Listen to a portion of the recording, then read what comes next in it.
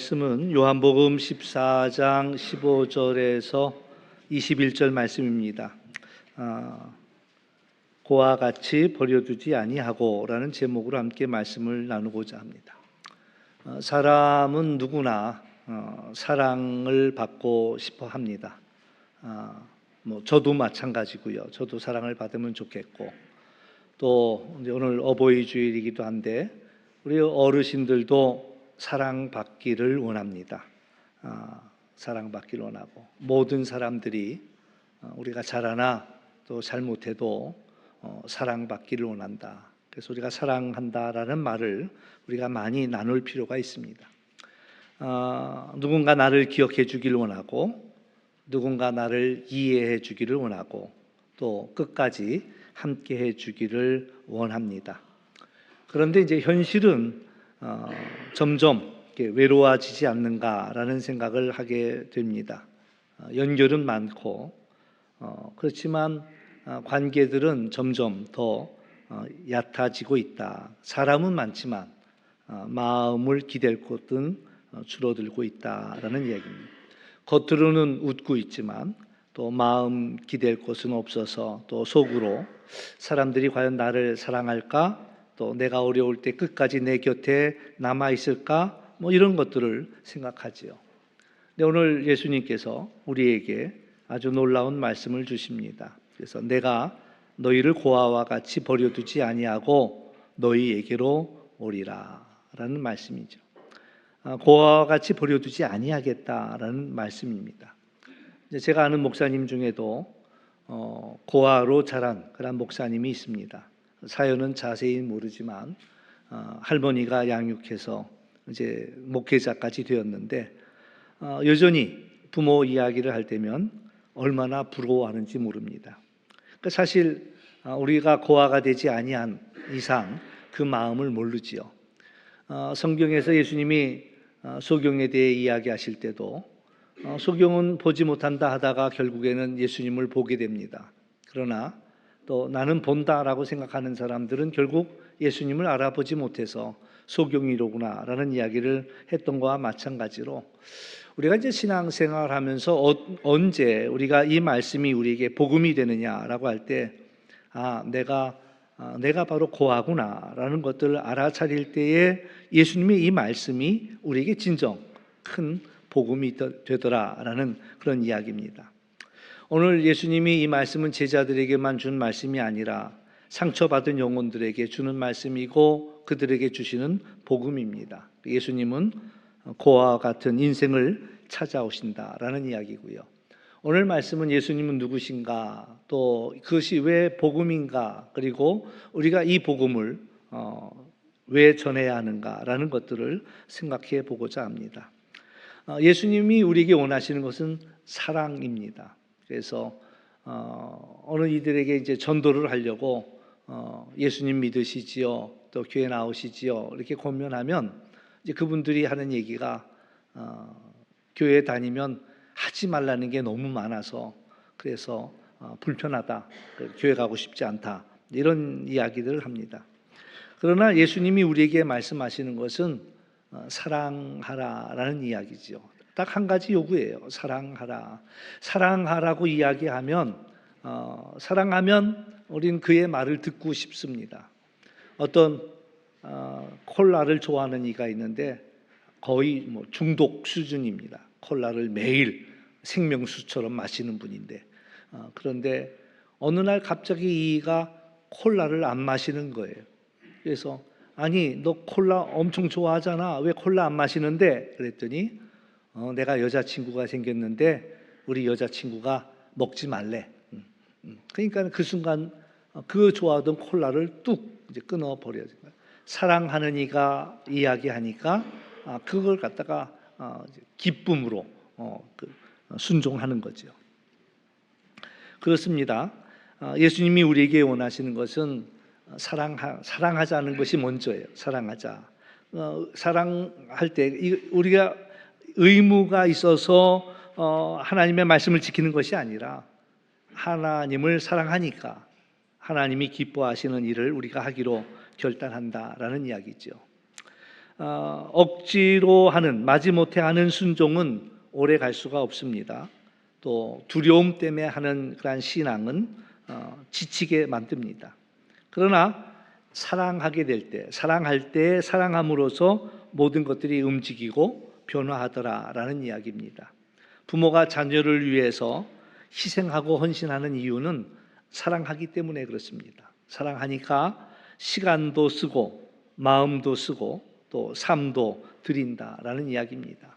사랑하는 자를 위해서는 하늘에 올라가서 별도 따오겠다라는 이야기가 사랑하니까 어떤 대가라도 나는 치르겠다라는 그런 이야기죠. 그래서 하나님이 우리에게 원하시는 것은 또 예수님이 우리에게 원하시는 것은 나를 사랑하라라는 그런 한 가지 이야기입니다. 우리가 이제 여기서 항상 놓치지 말아야 할 한 가지가 있는데 중요한 사실은 이제 죄의 이야기입니다.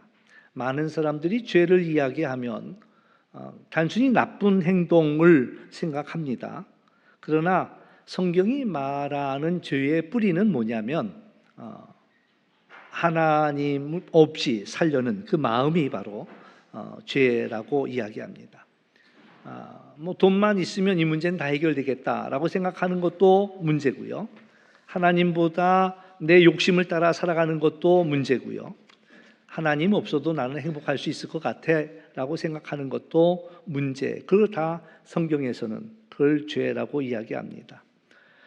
문제는 사람이 하나님과 멀어지면 공허해진다라는 얘기입니다. 마음 한구석에 빈자리가 생깁니다. 그건 무엇으로도 채워지지 않는다. 여러분 그런 경험이 없나요? 분명히 뭔가를 먹어서 배가 부른데도 뭐가 더 먹고 싶어. 뭔가가 채워지지 않는 부분들이 있단 말이죠. 물질이라는 것도 그렇습니다. 움켜잡을수록 더 공허함을 느낍니다. 더 없는 것을 느끼는 거예요. 돈이 이만큼 모아지면은 이제 많이 모아졌네라고 생각할 텐데 오히려 상대적인 빈곤감 내지는 박탈감. 어떤 이가 로또에 당첨이 돼 갖고 10억을 받았대요. 그래서 야 좋겠다 10억이나 받았으니 얼마나 좋으냐 그랬더니 이까지 10억 갖고 뭘 하냐 말이지. 남들은 100억도 받는데 나는 고작 이번에 받은 게 10억이다. 그래서 움켜잡으면 뭔가가 가득할 것 같은데 충만할 것 같은데 세상의 것들은 움켜잡으면 움켜잡을수록 더 공허해진다라는 그게 문제죠. 그래서 하나님과 끊어진 영혼은 점점 메말라갈 수밖에 없다라는 얘기입니다. 그런데 복음은 예수님이 우리에게 오신다라는 것, 사랑으로 우리에게 오신다. 그리고 우리를 사랑하신다라는 그런 이야기입니다. 예수님은 우리를 혼자 두지 않습니다. 이제 오늘 요한복음 14장에 보면 예수님께서 이제 떠난다는 걸 너희들의 예비할 곳을 준비하기 위해서 떠나겠다 이런 말씀하시는 거예요. 제자들이 두려운 거예요. 예수님이 떠나면 나는 앞으로 어떻게 살지? 예수님 없이 살 수 있을까? 누가 나를 도와줄 수 있을까? 이런 생각이죠. 그때 예수님이 하신 말씀이 보혜사 성령을 보내주겠다라고 말씀하시죠. 그러니까 보혜사는 누구냐? 우리 곁에서 우리를 돕는 자를 이야기합니다. 우리를 위로해주고 또한 우리를 변호해주는 자라는 뜻을 가지고 있습니다. 그래서 예수님은 이제 내가 떠나는 게 유익이다라고 하신 말씀이 이제 보혜사 성령으로 우리 곁에서 우리를 친히 돕겠다라는 그런 말씀이죠. 사람은 혼자 살 수 없는 존재입니다. 그러나 요새 혼자 밥을 먹게 되고 혼자 울게 되고 혼자 견디고 혼자 무너지는 그런 일들이 많습니다. 겉으로는 강해 보이지만 속은 지쳐 있고 그래서 많은 사람들이 중독에 빠지게 됩니다. 술에도 빠지고 약물에도 중독이 되고 음란해지고 쇼핑 중독에도 빠지고 SNS 중독에 빠지고 인정을 받기 위해서 그 인정 중독에 걸리고 일 중독에 걸리고 그리고 성공을 목말라 하는 성공 중독에도 빠집니다. 왜 그렇게 매달리고 집착할까요? 그들의 마음속에 채워지지 않는 부분이 있기 때문에 그렇습니다. 그래서 하나님만이 채울 수 있는 그 공간이 있기 때문이다라고 이야기하고요. 성 어거스틴이 그랬어요. 성 어거스틴이 처음에 집을 가출할 때에 어머니가 새벽에 그를 위해 기도하는 그 시간에 그는 가출했습니다. 그리고 세상을 돌아다니면서 자기가 하고 싶은 걸 다 해본 거예요. 이것도 해보고 저것도 해보고 이루 말할 수 없는 모든 것들을 다 해봤는데 여전히 그의 마음속에 평강이 없었다. 그리고 나서 회개하고 돌아와 이제 하나님 안에 안주하게 되니까, 그러니까 그의 고백록에 그렇게 썼습니다. 내가 그리스도 안에 안주하기 전까지는 내 마음에 평강이 없었다라는 이야기를 하지요.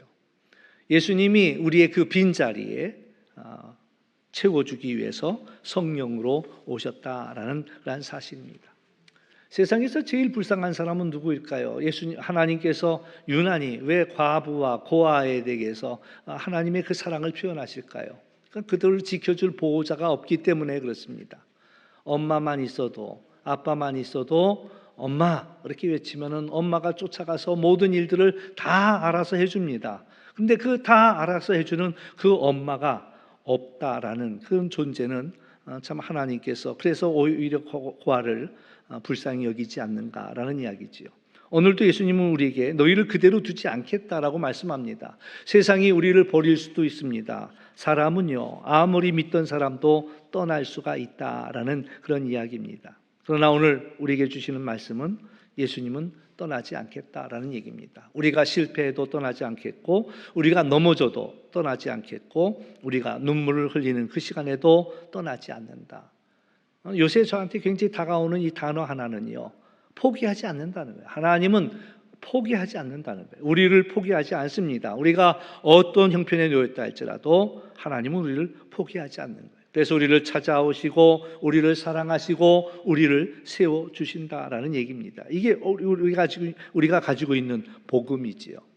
보혜사 성령께서는 그의 하는 일 첫 번째가 예수님을 알게 하십니다. 그래서 어두운 마음속에 마치 밝은 조명을 비춰주는 것처럼 스포트라이트를 비춰주듯이 우리가 알지 못한 것들을, 특별히 예수님에 대해서 그가 누구이신지를 알게 하시는 분이 성령이시다. 어떤 얘기는 똑같이 복음을 전해도 전혀 받아들이지 못하고 깨닫지 못하는데, 어떤 얘기는 그 말씀이 믿어지고 또 받아들여진다. 성령의 역사가 다르기 때문에 그렇다라는 그런 이야기죠. 교회는 또한 성령의 공동체입니다. 사실 초대교회는 건물도 없었습니다. 그들이 물질적으로도 부유하지는 않았습니다. 어떤 권력도 없고 어떤 매력도 없습니다. 그런데 이 교회가, 초대교회가 그 당시 세계를 흔들어 놨습니다. 한마디로 이제 그들로 인하여서 소동이 일어났지요. 왜 그랬을까요? 그것은 그들이 한 사람 한 사람들이 달라졌기 때문에 그렇다라는 거예요. 온 세상이 달라지는 비결이 하나 있습니다. 그건 나 한 사람이 달라지면 온 세상은 달라지는 거예요. 시인도 노래했죠. 세상이 예전에 이렇게 예쁜 줄 미처 몰랐어요. 그러니까 자기가 사랑하고 나니까 세상이 전혀 다른 세계로 보이듯이 우리 한 사람이 성령에 사로잡혀서 새로워질 때 이 세상은 다 달라지게 되어 있다는 거예요. 초대교회 그 한 사람 한 사람들이 성령에 사로잡혀서 달라지니까 그 온 예루살렘이 요동하고 난리가 났죠. 베드로가 죽는 게 두려웠습니다. 그래서 하인 앞에서도 나는 예수님을 모른다라고 얘기했는데, 그런 베드로가 담대해졌다라는 거예요. 환난과 핍박을 받으면 숨을 죽일 줄 알았는데 이 사람들이 담대해져서, 그리고 그 환난과 핍박을 이겨내면서 담대하게 복음을 전하였다. 오늘날 우리 교회가 회복해야 할 능력이 바로 이것이다라고 이야기할 수가 있죠. 성령에게 사로잡히는, 그래서 담대해지고, 그리고 세상을 향하여서 또 핍박하는 자를 향하여서도 오히려 담대하게 이야기할 수 있는 그런 우리가 되어야 한대요. 오늘 우리에게 복음은요, 주님이 지금도 살아서 역사하신다라는 사실입니다. 오늘 본문 가운데도 내가 살아있고 너희도 살아있겠음이라 19절 20절에서 말씀하는데요. 오늘 우리가 신앙생활하며 중요한 것은 오늘도 주님은 살아서 역사하신다라는 사실입니다. 지금도 절망 속에 있는 이들을 일으키시고, 또 죄 가운데 묶인 사람들을 풀어주시고, 상처받은 영혼들을 회복시키신다라는 이야기입니다. 그래서 오늘 우리가 전도한다는 것은 살아계신 예수님을 전하는 것을 의미합니다. 왜 사람들에게 예수님이 필요할까요? 왜? 모든 사람들이 공허하기 때문에 그렇습니다. 돈이 있어도 공허하고 성공을 해도 불안하고 사람들에게 인정을 받으면서도 채워지지 않는 그러한 외로운 자리가 있습니다. 그래서 왜 그러냐? 사람이 원래 영적인 존재이기 때문에 그렇습니다. 그래서 세상적인 것으로는 해결되지 않는다라는 그런 이야기고요. 예수님이 우리 안에 계실 때 우리는 비로소 충만한 은혜를 우리가 누릴 수 있다라는 그런 이야기입니다. 예수님을 사랑하는 사람은 예수님을 증거합니다. 예수님을 사랑하는 사람의 삶이 달라지는 거예요. 미워하던 사람, 복잡한 인간관계에 있던 사람이 그 관계가 달라져요. 누가 우스갯소리로 개과 천선 뜻이 뭐냐 그랬더니 개가 천사가 되는 게 개과 천선이다. 개 같은 사람이 천사가 되는 게 이걸 갖다가 그렇게 이야기하더라고요. 정말 예전에 형편없던 사람들이 사람 만나기만 하면 불편해하고 피하고 싶고 이랬던 사람들이 달라진 모습들이 보여질 때에 또 욕심을 따라 정말 벌벌 떨던 사람이 한마디로 짠돌이가 베풀어 주기 시작하는 거예요. 삭개오는 정말 민족의 배반자란 얘기를 들으면서 나쁜 놈이라고 그렇게 욕을 먹고 그냥 욕하려면 욕해라 이거야. 나는 그냥 이 돈만 모으면 된다 했던 이 삭개오가 예수님을 만나면서 자기 것을 나누고 베푸는 자로 바뀌었다라는 것이죠. 자기 뺏기 모르던 자기 중심적이던 사람이 다른 사람을 배려할 줄 알고 다른 사람을 섬길 줄 아는 사람으로 바뀌어가게 됐다. 그럴 때 사람들은 저 사람이 왜 저러지? 그럴 때 왜 그러냐? 그 안에 예수님이 살아계시기 때문에 그렇다. 오늘 우리의 삶으로 예수님이 우리 안에 살아계심을 우리는 보여줄 필요가 있다라는 거예요. 세상 사람들은 달라진 교회의 모습을 보면서 달라진 그런 성도들의 모습을 보면서 달라진 바로 우리 자신의 모습을 보면서 알아차리는 거예요. 뭔가가 있다. 하나님이 일하시는구나 라는 거죠. 우리가 미워하면서 사랑을 말해봐야 소용없습니다. 우리 혼자 탐욕스럽게 살면서 천국을 얘기해봐야 소용이 없습니다. 교회가 왜 능력을 잃어버렸는가 라고 할 때 바로 이 부분들이지요. 우리가 말씀대로 살지 아니하고 복음대로 살아내지 않기 때문에 그렇습니다. 그러나 상처를 받았음에도 불구하고 사랑하고 손해가 분명함에도 불구하고 섬기고 눈물 속에도 소망을 붙드는 모습을 볼 때 세상 사람들은 묻습니다. 뭐지? 뭔가가 있네? 라는.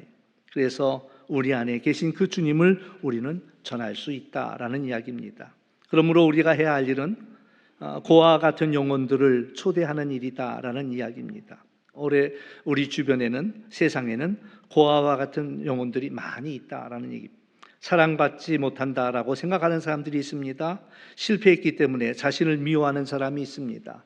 죄책감에 갇혀 있는 사람들이 있습니다. 미래가 불안한 사람들이 있습니다. 혼자라고 느끼는 그러한 사람들이 있습니다.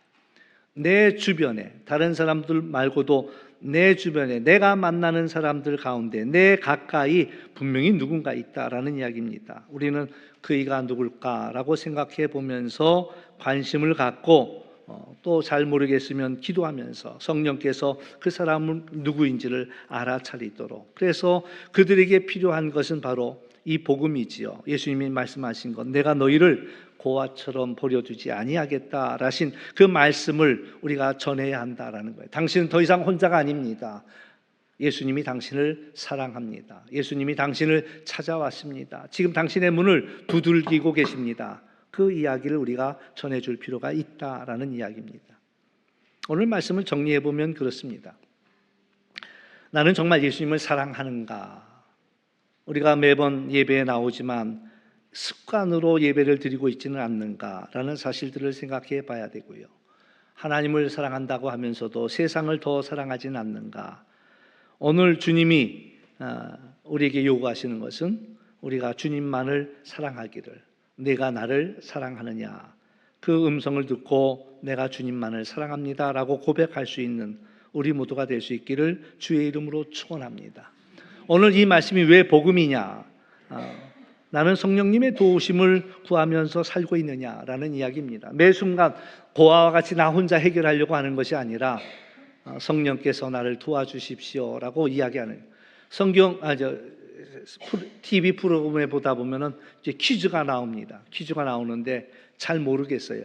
그러면 그때 아빠 찬스라는 걸 주더라고요. 아빠한테 전화해 갖고 물어볼 수 있는 찬스. 그러니까 몰라가지고 쩔쩔매다가 아빠한테 전화해 가지고 아빠 이 문제 답이 뭐야? 그러면 이제 아빠가 도와주면 그 문제를 통과해 넘어가는 거죠. 오늘 우리에게는 성령 찬스가 있다라는 이야기죠. 매 순간 어려울 때마다 성령님 나를 도와주세요 라고 우리가 기도할 때 성령께서 우리의 삶 속에 함께 하신다라는 그런 사실입니다. 중요한 거 한 가지는 나는 고아와 같은 영혼들을 품고 있는가 생각해 볼 필요가 있습니다. 웃고는 있지만 울고 있는 이들이 있습니다. 그들에게 필요한 것은 예수님의 사랑이다라는 얘기예요. 한 사람을 우리가 품자라는 이야기입니다. 여러분의 마음속에 한 사람을, 한 영혼을 품자, 한 사람을 품고 입양하고 그리고 살아가자. 여러분 오늘 순서지에 하나씩 나눠드렸는데 한번 쳐다보시죠. 이거 나눠드렸죠. 이거 나눠드렸습니다. 거기다가 한 사람, 여러분 한 사람 이름을 써놓으시고 내가 이제 이 사람을 품습니다. 이런 마음. 그러니까 이건 유성펜으로 적어야 이제 잘 적힙니다. 그래서 이름을 딱 쓰시고 이걸 어떻게 쓰냐? 첫 번째는 성경책 틈에다가 끼워 놓으세요. 그래가지고 성경책 펼칠 때마다 이게 보이면은 여기 손바닥에다 내 손바닥을 딱 갖다 붙여가지고 그리고 잠깐 기도하는 겁니다. 그러니까 길게 기도 안 해도 괜찮습니다. 그냥 잠깐 필요한 기도를 해주면 되겠다. 이제 여러분 들어오고 나가는 문 입구에다가 이 손바닥을 다 붙여놨습니다. 그러니까 여러분들 들어오고 나갈 때 이게 패스포드다라고 생각하시고 손을 딱 올려놓고 그리고 나서 1초 동안만 아무개를 주님께 부탁합니다 라고 하면서 우리가 기도했으면 좋겠다라는 이야기. 적어도 한 사람. 그래서 저도 이제 이걸 갖다가 책상 위에다 올려놓고 눈에 띌 때마다 손을 얹어놓고 잠깐이지만 기도합니다. 그러니까 하루에도 몇 번을 기도하게 되는지 몰라요. 그래서 여러분 이제 더 가지고 가시면 이제 안내석에 충분히 갖다 놨습니다. 그러니까 2장, 3장 가지고 가셔서 붙여야 할 곳이 하나는 성경책 틈에다 넣으시고 하나는 여러분 집에서 나오는 현관문에다 하나 붙여놓으세요.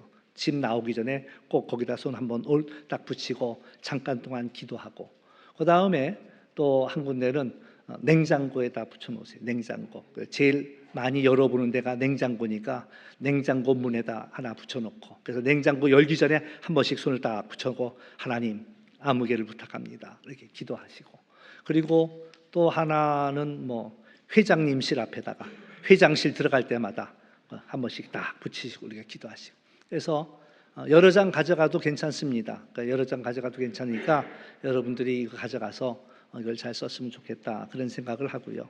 거기다 이름을 적고 들어오며 나가며 우리가 그 영혼을 품고 기도했으면 좋겠습니다. 그리고 기회가 된다면 복음을 전해주자는 거죠. 하나님이 당신을 사랑합니다. 당신은 외롭지 않습니다. 하나님이 당신을 사랑합니다. 그 이야기를 들려주자라는 이야기입니다. 또 오늘 오후에는 이걸 가지고 잠깐 전도할 수 있는 훈련을 오늘 오후 예배 시간에 잠깐 진행할 겁니다. 그러니까 여러분들이 뒷장에 보시면은 이제 그 성경 말씀도 들어가 있고 필요한 것들이 들어가 있어요. 그러니까 이거 보시고 전도를 하려는데 도대체 뭘 얘기하려는지 모르겠어. 이제 그런 얘기를 하실까봐 해야 할 얘기를 소개해드리도록 하겠습니다. 그러니까 관심 있는 분들은 들어오셔서 또 그 말씀을 들었으면 좋겠고 오늘 말씀도 다 사실 이 이야기일 뿐입니다. 그래서 우리가 그에게 기회가 되는 대로 하나님은 당신을 사랑해. 당신은 고아가 아니야. 하나님이 당신을 위해서 모든 일을 하실 수 있어라는 이야기를 전할 수 있었으면 좋겠습니다. 오늘 이제 이 말씀을 마무리하면 그렇습니다. 핵심은 그래요. 저도 이 말씀이 정말 가슴을 뜨겁게 만들더라고요. 내가 너희를 고아처럼 버려두지 않겠다라는 말씀입니다. 이게 복음이지요. 하나님이 우리를 찾아오셨고 우리를 끝까지 포기하지 않겠다 말씀하시면서 성령으로 함께 하겠노라. 늘 가까이 언제 어디서나 우리와 함께 하겠다. 그 사랑을 경험한 사람들은 가만히 있을 수가 없지요. 우리 선교사님들이 멀리까지 가서 고생합니다. 그러니까 많은 사람들이 이해가 안 가지요. 이해가 안 가죠. 저도 처음 목회 강원도 영월로 나갔을 때에 그때 한 달 사례가 10,000원이었어요. 쌀 한 말하고 88년도 우리 올림픽 할 때 첫 목회를 나갔는데 제가 한 달 사례가 10,000원에다가 쌀 한 말 주는데 거길 들어오니까 그 동네 사람이 저를 간첩이라고 신고했더라고요. 아니 대학교 나온 사람이 더군다나 두 내외가 다 대학교 나왔다는데 무슨 꿍꿍이로 10,000원 받고 이 산골에 들어왔느냐. 저건 분명히 공작금 받고 와서 뭔가를 하려고 온 사람들이다. 그래서 간첩 신고를 했대요. 1년 뒤에 이제 그 얘기를 들었어. 사실은 제가 신고했는데 조사해 보니까 아니더라. 이해가 안 가죠. 세상 사람들은 이해가 안 가지요. 왜 이렇게 사는지. 선교사님들은 더한 거예요. 여기서 편하게 살 수 있는 여러 가지를 내려놓고 왜 거기 가서 그 고생하냐 말이죠. 우리나라도 저기 어디입니까? 망원동에 가면 외국인 선교사 묘지가 있습니다. 거기를 한 바퀴 쭉 돌다 보면 별 생각이 다 드는 거예요. 이영만리 타양 여기까지 와서 이 나라 위에 애쓰다가 풍토병에 걸려서 정말 돌아가지도 않고 여기 이 땅에 묻혀 있는 많은 사람들 뿐만 아니라 어린 영혼들까지 이렇게 보다 보면은 참 대단하다 이 생각을 하는. 그래서 제가 이제 선교사님한테 물어보죠. 왜 그 고생합니까? 라고 얘기하면은 그렇게 대답하더라고요.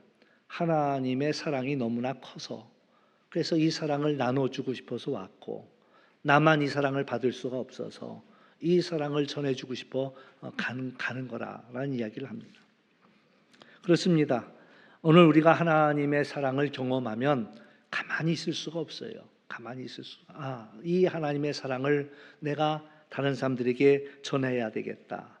그러므로 오늘 우리가 이 땅을 살면서 고아와 같은 그러한 세상 속에 살아가는 사람들에게 예수님의 사랑을 전하는 그러한 복음의 통로가 될 수 있기를 주의 이름으로 축원합니다. 기도하겠습니다. 참 좋으신 아버지 하나님 감사합니다. 오늘 이 말씀을 보면서 주님께서 내가 너를 고아와 같이 두지 않겠다 말씀합니다. 어쩌면 우리는 정말 버려진 존재처럼 외로운 존재처럼 우리가 살고 있었지만 주님이 우리에게 다가오셔서 내가 너를 사랑한다 말씀하시며 우리를 붙들어 주셔서 우리가 견디는 줄 믿습니다.